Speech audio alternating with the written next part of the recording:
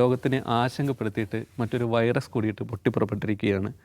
Hanta virus. അർജൻറ്റീനയിൽ നിന്നും അന്റാർട്ടിക്കയിലേക്ക് പോയ എമ്മി Hondius എന്ന കപ്പലിലെ 8 പേർക്കായിരുന്നു ഇത് ആദ്യം സ്ഥിരീകരിച്ചു. ഇതിൽ 3 പേർ മരിക്കുകയുണ്ടായി. ഈ ഹാൻഡ വൈറസിൻ്റെ തന്നെ ഒരു വകഭേദമായ ആൻറ്റിസ് വൈറസാണ് ഇവരിൽ സ്ഥിരീകരിച്ചിട്ടുള്ളത്. ഹാൻഡ വൈറസ് എലികളിൽ നിന്നാണ് പടരുന്നതെങ്കിൽ ഈ ആൻറ്റിസിൻ്റെ ഒരു പ്രത്യേകത ഇത് മനുഷ്യരിൽ നിന്ന് മനുഷ്യരിലേക്ക് പടരുന്നതാണ്. അതുകൊണ്ട് തന്നെ ഇത് ആശങ്കപ്പെടുന്നതാണ്. എന്നാൽ തന്നെ ഇത് വളരെ ചെറിയ തുമ്മലും ചുമ എന്നിവയിലൂടെയൊന്നും പെട്ടെന്ന് തന്നെ പടരണമെന്നില്ല. ദീർഘകാല സമ്പർക്കത്തിലൂടെ പടരും എന്നാണ് പറയുന്നത്. ലോകാരോഗ്യ സംഘടന ഇത് സംബന്ധിച്ചുള്ള മാർഗ്ഗനിർദ്ദേശങ്ങളൊക്കെ നിലവിൽ പുറത്തിറക്കിയിട്ടുണ്ട്. ഇതിൻ്റെ പേടിപ്പെടുത്തുന്ന ഒന്നും ഇതിന് നിലവിൽ വാക്സിനോ മരുന്നുകളോ കണ്ടെത്തിയിട്ടില്ല എന്നുള്ളതാണ്. ഇപ്പോൾ രോഗം സ്ഥിരീകരിച്ചിരിക്കുന്ന ആൾക്കാരെ നിരീക്ഷണത്തിലാക്കിയിട്ടുണ്ട്. ആ കപ്പലിൽ നിന്നും കുറേയധികം ആൾക്കാർ പുറത്തും പോയിട്ടുണ്ട്. അവരും നിരീക്ഷണത്തിലാണെന്നാണ് വിവരം. നമ്മൾ ഈ വൈറസ് ഇതിനു മുമ്പ് കോവിഡ് വന്ന സമയത്ത് ഒരു ലോകത്തിൻ്റെ അവസ്ഥ, നമ്മുടെ നാട്ടിൽ നടന്നൊരവസ്ഥ നമ്മുടെ മുമ്പിലുണ്ട്. അതുകൊണ്ട് തന്നെ ഈ ഹാൻഡ വൈറസ് എങ്ങനെയാണ് പേടിപ്പെടുത്തുന്നത്, എന്താണത് എന്നുള്ളതാണ് നമ്മൾ നോക്കുന്നത്. നിഷാദ്, കോവിഡ് കാലം നമ്മുടെ മുമ്പിലുണ്ട്. കേരളത്തിലടക്കം നമ്മൾ നേരിട്ടൊരു പ്രശ്നങ്ങളൊക്കെ ഉണ്ട്. ഇപ്പോൾ ഹാൻഡ വൈറസ് ഇന്നലെ തൊട്ട് വരുന്നു. ഹാൻഡ വൈറസിൻ്റെ ആൻറ്റിസാണ്, ഇത് മനുഷ്യരിൽ നിന്ന് മനുഷ്യരിലേക്ക് പടരും എന്നുള്ള അടക്കമുള്ള റിപ്പോർട്ടുകൾ വരുന്നു. അതേസമയം തന്നെ WHO പറയുന്നത് ഇതിനെ അങ്ങനെ വലിയ രീതിയിൽ ആശങ്കപ്പെടുത്തേണ്ടതില്ല എന്ന് കൂടിയിട്ടാണ്. അല്ല, കോവിഡുമായിട്ട് സമപ്പെടുത്തി കാണേണ്ട ഒരു സംഗതി അല്ല എന്നാണ് WHO പറയുന്നത്. എന്ന് മാത്രമല്ല, കോവിഡ് പോലെ വളരെ വേഗത്തിൽ പടർന്നു പിടിക്കുന്ന ഒരു പകർച്ചവ്യാധി അല്ല ഇത്. ഇതിനൊന്ന് കുറേ 18-20 എങ്ങാണ്ട് വേരിയൻസ് ഉണ്ട്. അപ്പോൾ അതിൽ 1-2 മാത്രമാണ് മാരകമായ വേഗത്തിൽ പടരുകയും അപകടമുണ്ടാക്കുകയും ചെയ്യുന്നത്. ആ ഗണത്തിൽപ്പെടുന്ന ഒന്നല്ല എന്ന് വെച്ചാൽ അത് ഈ കപ്പലിനകത്തുള്ളതാണെന്ന് കണ്ടുപിടിക്കണം.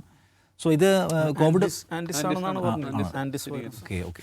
അപ്പോൾ പക്ഷേ ഇത് കോവിഡ് പോലെ ഒരാളുടെ കൂടെ എനിക്കിപ്പോൾ വൈറസ് ബാധ ഉണ്ടെങ്കിൽ ഞാനും സുകേഷും തമ്മിൽ വളരെ ദീർഘമായിട്ടുള്ള അടുപ്പം ഉണ്ടാവുകയും ഒരേ മുറിയിൽ താമസിക്കുകയും വളരെ ക്ലോസ് ആയി നമ്മൾ ഇടപെട്ടാൽ മാത്രമാണ് സംഭവിക്കുക എന്നാണ് പറയുന്നത്. എന്നാലും എനിക്കൊന്നും അപ്പോൾ അതുകൊണ്ട് കോവിഡ് പോലെ ഒരു ഭയങ്കര മഹാമാരി വരുന്നു എന്ന് ആശങ്കപ്പെടേണ്ട സാഹചര്യം ഇല്ല എന്നാണ് WHO കുറിപ്പ് വായിക്കുമ്പോൾ നമുക്ക് മനസ്സിലാവുന്ന ഒരു കാര്യം. ഇത് കോവിഡ് പോലെ ഒരു പ്രശ്നം ഉണ്ടാക്കുമെന്ന് ചോദിച്ചാൽ എനിക്ക് തോന്നുന്ന വേറൊരു കാര്യമാണ്. കോവിഡിൻ്റെ ഒരു പ്രധാനപ്പെട്ട പ്രശ്നം അപരിചിത്വമായിരുന്നു. ഇങ്ങനൊരു വൈറസ് ലോകമാകെ വന്നിരിക്കുന്നു. അത് മനുഷ്യന്മാർക്ക് തമ്മിൽ കണ്ടുമുട്ടിയാലും സംസാരിച്ചാലും അത് പകരും, മരണമല്ലാതെ മറ്റു മാർഗ്ഗമൊന്നുമില്ല എന്നുള്ള ഭയപ്പാട് എല്ലാവരെയും ബാധിച്ചിരുന്നു.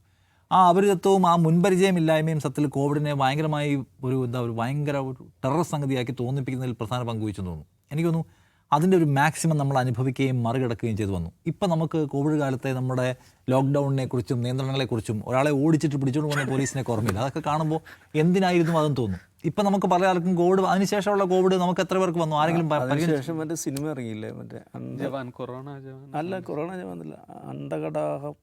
യെസ്, ആ ബോഡി അടക്കുന്ന കാണാൻ പറ്റാതെ.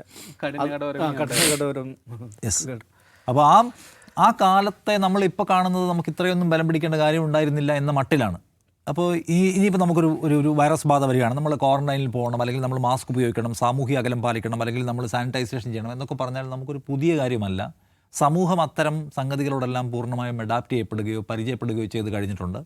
നമ്മൾ ഇത്തരം ഒരു മഹാമാരി വന്നാൽ അതിവേഗത്തിൽ എങ്ങനെ വാക്സിൻ ഉണ്ടാക്കണമെന്നതിനെക്കുറിച്ച് ചർച്ച നടത്തുകയും അതിനുവേണ്ടി പരിശ്രമിക്കുകയും അത് ഉണ്ടാക്കുകയും ചെയ്ത് കഴിഞ്ഞിട്ടുള്ള ഒരു മനുഷ്യകുലമാണ്.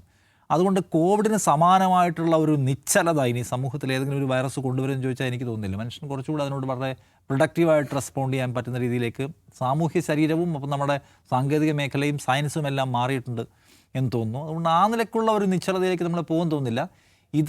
ഇതും കപ്പലിനകത്താണ് കണ്ടുപിടിച്ചിട്ടുള്ളത്.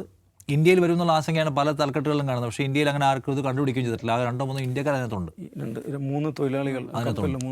യെസ്. പക്ഷേ ഇതിൻ്റെ വ്യാപനത്തിൻ്റെ സംഗതി എന്ന് പറഞ്ഞാൽ വളരെ ക്ലോസ് ആയിട്ട് കുറേ ദിവസം ജീവിക്കുന്ന ആളുകൾക്കാണ് ഇത് വരിക എന്ന് പറയുന്നു. പക്ഷേ ഇതിന് ഇൻക്യുബേഷൻ പീരീഡ് നല്ല ദിവസമുണ്ട്. അപ്പോൾ അതുകൊണ്ട് അറിയാൻ പറ്റില്ല എന്താണ്.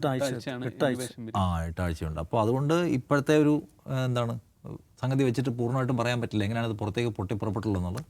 പക്ഷേ എനിക്ക് തോന്നുന്നത്, ഞാൻ ലോകത്തെ എങ്ങനെയാണ് ഇത് ബാധിക്കാൻ ചോദിച്ചാൽ എനിക്ക് തോന്നുന്നില്ല കോവിഡ് പോലെ നമ്മളെ ലോക്കാക്കി കളഞ്ഞൊരു സംഗതിയായിട്ട് വികസിക്കുമെന്ന്. ഇനി ഏതെങ്കിലും വൈറസ് വരുമെന്നറിയില്ല, വികസിക്കുമെന്ന് തോന്നുന്നില്ല.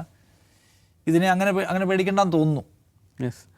ദിവസം ഈ പുതിയ വാക്സിനുകളല്ലേ രോഗങ്ങളുമായിട്ട് ബന്ധപ്പെട്ട് വരുന്ന ചർച്ചകൾ നടക്കുമ്പോൾ അതിൻ്റെ മറുവശത്ത് എപ്പോഴും നടക്കുന്ന ഇതുമായിട്ട് ഉൽപ്പാദിപ്പിക്കപ്പെടുന്ന വാക്സിനുകളും പിന്നെ അതിൻ്റെ പിന്നിൽ വരുന്ന ഗൂഢാലോചനകളുമാണ്. സ്വാഭാവികമായിട്ടും ഈ ആൻറ്റിസിനും ഇതേപോലെ തന്നെ വാക്സിനില്ല, മരുന്നുകളൊന്നുമില്ല. ഇത്തരത്തിലുള്ള ചർച്ചകൾ ഇതിനകം തന്നെ സോഷ്യൽ മീഡിയയിലേക്ക് ഉയർന്നിട്ടുണ്ട്. മറ്റൊരു വാക്സിൻ കച്ചവടമല്ല ഇത് ലക്ഷ്യമിട്ടിട്ടുള്ളതാണോ എന്നുള്ളത്. അല്ല, അത്തരം കൺസ്പിറസി തിയറീസ് ഇത് പടരുകയാണെങ്കിൽ നേരത്തെ ഉള്ളതിനേക്കാൾ ശക്തിപ്പെടാൻ സാധ്യതയുള്ള ഒരു സന്ദർഭമാണിത്. കാരണം വെച്ചാൽ ഈ ഇത്തരം കൺസ്പിറസി തിയറീസിൻ്റെ തലവനാണ് വൈറ്റ് ഹൗസിലിരിക്കുന്നത്. ട്രംപ് അദ്ദേഹം കോവിഡുള്ള സമയത്ത് തന്നെ ഇത് മൊത്തം ഉടായ്പാണെന്ന് പറഞ്ഞ ആളാണ്. WHO പിരിച്ചുവിടണമെന്ന് ആവശ്യപ്പെട്ട ആളാണ്. ഒരു കൺസ്പിറസി തിയറിസ്റ്റാണ് അവിടുത്തെ ഹെൽത്ത് സെക്രട്ടറി ഇരിക്കുന്നത്. ഈ ജാതി സംഗതികളൊക്കെ പറഞ്ഞു വരുത്തുന്ന ഒരു ജേക്കബ് വടക്കംചേരിയാണ് ഇപ്പോൾ അവിടുത്തെ ഹെൽത്ത് സെക്രട്ടറി. ജേക്കബ് വടക്കംചേരി എന്നല്ലേ അവർ? അപ്പോൾ അതുകൊണ്ട് ശ്രീകേഷ് പറഞ്ഞ ഈ സംഗതിക്ക് വലിയ തോതിലുള്ള സ്വീകാര്യത ഇത്തവണ കിട്ടും. പക്ഷേ എനിക്ക് തോന്നുന്നത് ഇപ്പം നിഷാദ് പറഞ്ഞത് ഇത് വലിയ തോതിൽ പടരും തോന്നുന്നില്ല. ഒന്നാമത്തെ സംഗതി ഇത് എന്താണ്, ഈ വൈറസിൻ്റെ പേര് ആൻഡിസ് വേരിയൻ്റ്. ഒറിജിനൽ വൈറസിൻ്റെ പേര് ഹാൻഡ. ഇതവിടെ ഈ അർജൻറ്റീന, ചിലി ആ മേഖലകളിൽ നേരത്തെ വലിയ തോതിലുള്ളതാണ്. എലികളാണ് ഇതിൻ്റെ കാരിയർ എന്ന് പറയുന്നത്. അപ്പോൾ ഒരു കക്ഷി നെതർലാൻഡ്, ഇതൊരു ക്രൂയിസ് കപ്പലാണ്. നെതർലാൻഡ് എന്നുള്ളൊരു കക്ഷി ഇച്ചിരി പ്രായമുള്ള ആളാണ്, 60+ ആണ് അദ്ദേഹം. പക്ഷി നിരീക്ഷണത്തിന് പോയതാണ് ഈ ഭാഗങ്ങളിലൊക്കെ. പക്ഷി നിരീക്ഷണം കഴിഞ്ഞ് പിന്നെ ഈ കപ്പലിൽ കയറും, ക്രൂയിസ് കപ്പലിൽ കയറുന്നത് April 1 അങ്ങേര് ഇതിൽ വെച്ച് ഷിപ്പിൽ വെച്ച് മരിക്കുകയാണ് ചെയ്യുന്നത്. അപ്പോൾ ഈ പറയുന്ന റെസ്പിറേറ്ററി ഇഷ്യൂസൊക്കെ അദ്ദേഹത്തിന് ഉണ്ടായി. മരണത്തിന് ശേഷമാണ് ഇത് മനസ്സിലാവുന്നത് ഈ സംഗതിയാണെന്നുള്ളത്.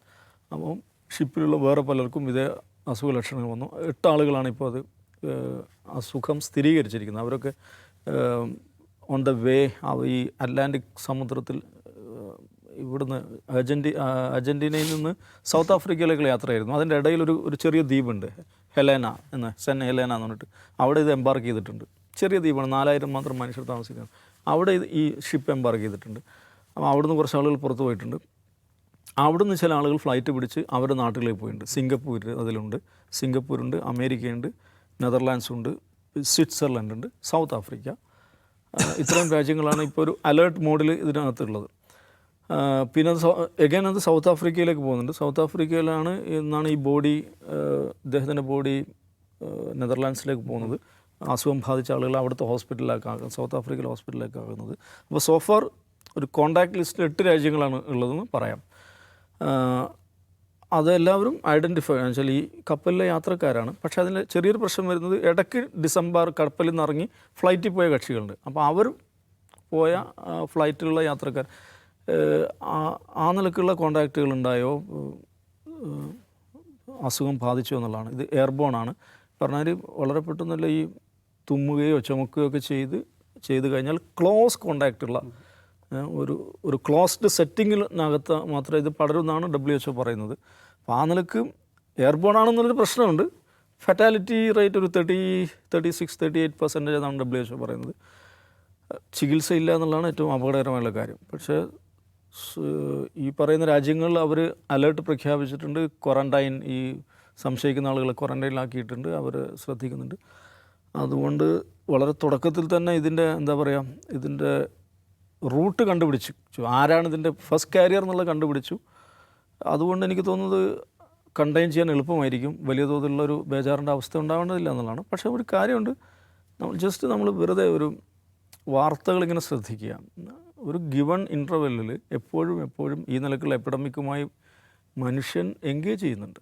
നമ്മൾ മെഡിസിനിലും മെഡിക്കൽ സയൻസിലും ഭയങ്കരമായിട്ട് വികസിച്ചു. മനുഷ്യൻ്റെ തിഷണ, ചിന്ത, ശാസ്ത്രം ഗംഭീരം, അടിപൊളി എന്നൊക്കെ പറയുമ്പോൾ ഒരു ഘട്ടത്തിൽ ആന്ത്രാക്സ് ഓർമ്മയുണ്ടോ?